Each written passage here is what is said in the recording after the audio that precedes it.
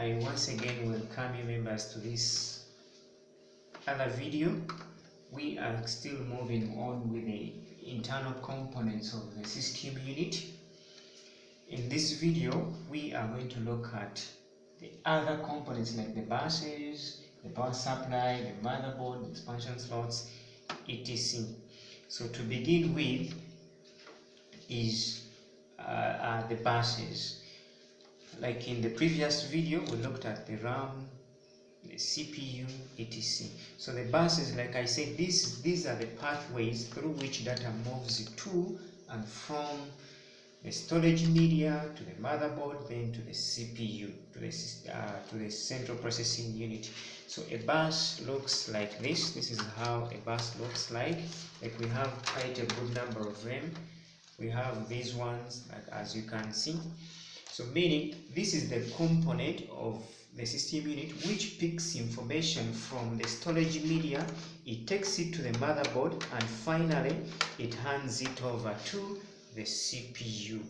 And a CPU can also communicate back to the component. Like for instance, we have this DVD drive. And in this DVD drive, we can put in a blank CD when we want to burn information from the computer to the CD. So that means a CPU will have to fetch the information from its component, most especially the hard disk, fetch it there and take it to the CD through these what we call the buses. Like I said, a bus is a pathway through which data moves to and from the storage media to the motherboard and finally to the central processing unit. Next we can talk about is the BIOS. BIOS, like I said in the first video, it is a component that is ever mounted on the motherboard and it contains information which is needed when a computer is starting. Whenever a computer is booting, we need this component, and the component I'm talking about is this one here. I hope it is clear to everyone. It can be seen. It is a black component. It is ever mounted onto the motherboard. That is how it looks like. It is the component I said that contains all the information, all the settings which are needed whenever a computer is starting. The content that is saved onto this is ever saved by the manufacturers. We the computer users, we cannot change the information, we cannot interact with the content that is ever saved onto it. Next we can talk about what we call the motherboard.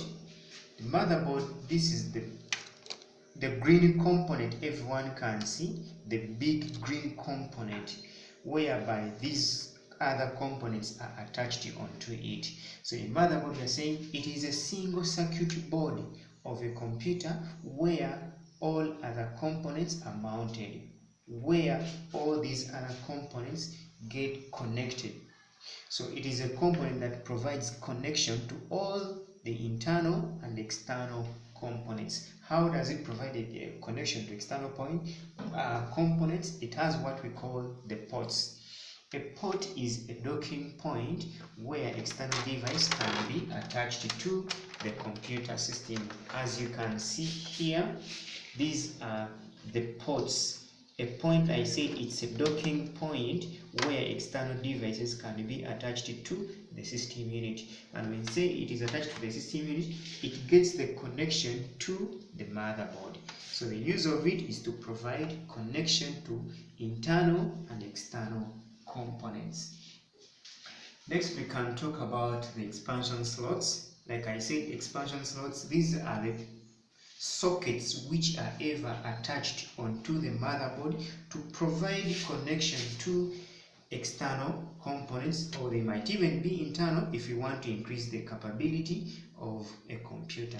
Like for instance, you may buy a computer and you wish to watch TV on it. So what we do is to buy a TV card attached to any of these sockets, what we call the expansion slots, and then your computer will be able to support the TV. So you can watch TV using any computer. So long as you have what we call the sockets and you have the TV card, you can attach it to expansion slot and the computer can have the capability of supporting a TV. Next, here we can talk about